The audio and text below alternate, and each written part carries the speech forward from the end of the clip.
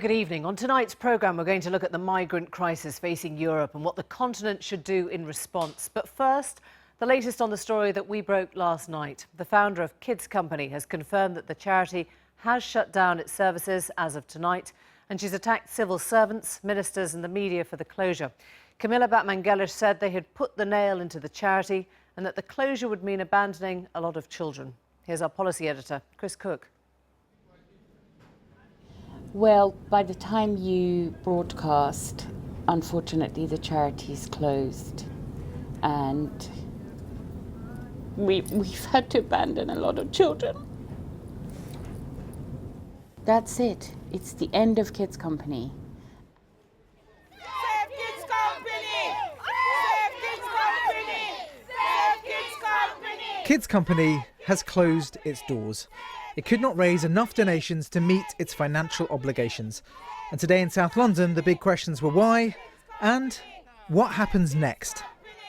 Through Kids Company, I've been through a lot of opportunity I got through Kids Company, and then they cannot take it away because I expect that all my young brothers that are growing up and this new generation to enjoy that as well, because there's more opportunity from them. But for them closing this place, it's kind of breaking my heart. I need to sort that out. Cameron, sort that out. Cameron, sort that out. So we're here in Lambeth at one of the centres that deals with particularly younger children.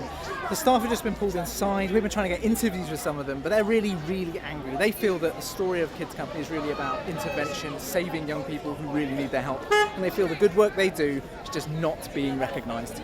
Hey, what? Camila done a good job, and don't be scared to say she's done a good job. Yeah, people mess up. Everyone messes up. You sure as hell ain't perfect yourself, mate. Yeah, but she done the best she could for all of us kids. Local government is stepping in, but Newsnight has learned that the charity has told government that it supports 3,000 people whose immigration status means they cannot access state support. In the jargon, they don't have recourse to public funds. I used to depend on them for like the vouchers before I get my leave to remain. So that's because you didn't have recourse to public funds? Yes, so I used to like depend on them like to get the voucher which could help me out to buy like food for my kids, them like juice and whatever I can find, they will help me out a bit. I got a friend who just had a baby. I spoke to her earlier today, she was in bits, because she was saying like this is the place to rely on due to the fact that she have an ongoing immigration case, so they don't receive any other help apart from the help that Kids Company offered. Camila, she done good. How many people will now need help, though, is a mystery. Staff members also say that Kids Company supports lots of young people who may be eligible for public support, but whom the local authorities are bad at dealing with. Camila Batmanghelidjh, they say, built a model that works for them. But insolvency raises questions about her role and the trustees, including the BBC's own Alan Yentob. We must have, for the 21st century, much greater accountability for charities. There were requirements not long ago to increase the financial responsibility of trustees. We haven't been seeing trustees taking on that role in this particular case, and I think it's a worrying issue more generally. Secondly, we need to see a much more active and helpful role coming from the Charity Commission. The Charity Commission is the regulator here. It seems a rather distant force in many cases. Why haven't we been hearing from it at a much earlier stage? So what happened? A bunch of rumour-mongering civil servants,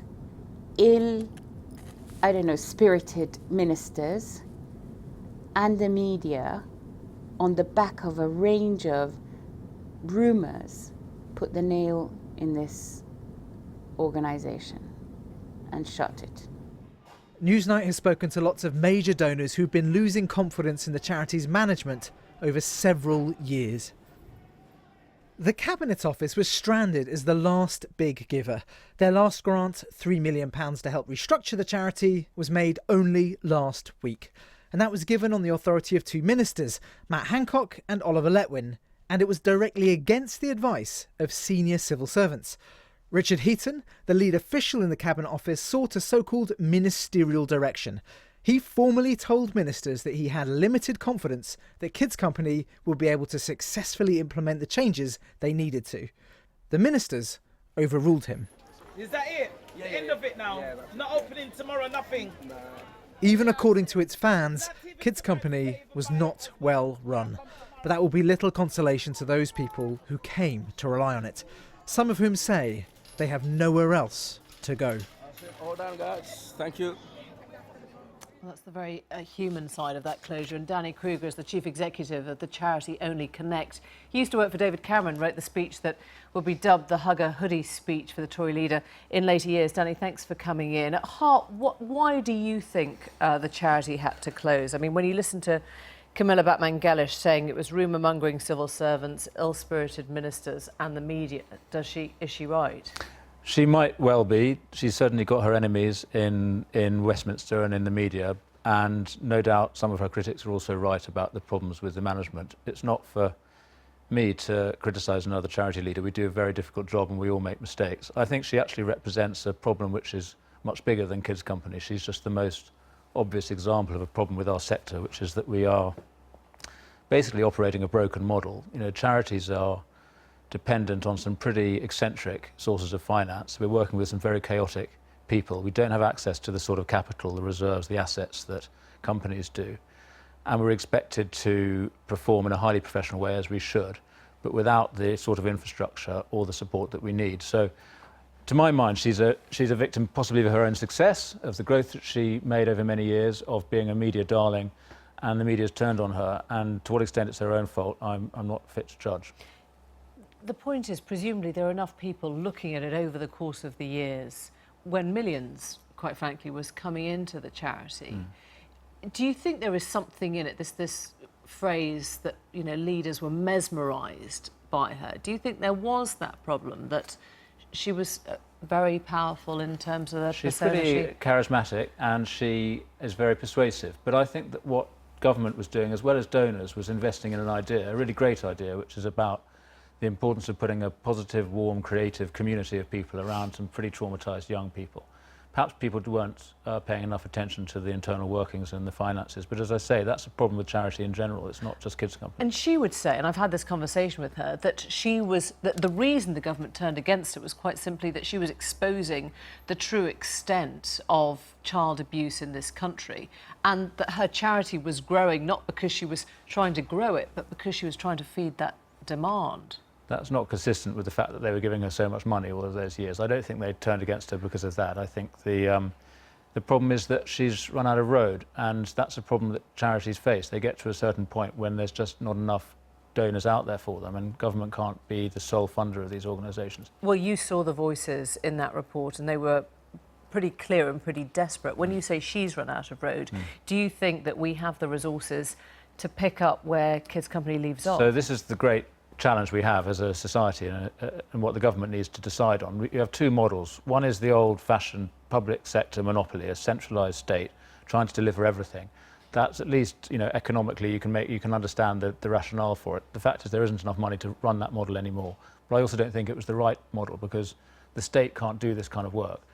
The alternative is a whole... So should we not be getting state funding at all? No, we should be. We need a hybrid funding model. We need government money, but we need to have private investment as well. But what we need to do on the charity side is to move away from what we've got, which is a whole bunch of piecemeal, frankly, pretty unsustainable, often quite unaccountable charities, desperately trying to make ends meet, not working well together, and having some pretty deep systemic problems internally. And what do you think about Camila? I mean, would you welcome her into another charity that was run in a different way? I think she's inspirational. She can't do everything. She's a great communicator, a great spokesman for this whole sector, for the needs of young people.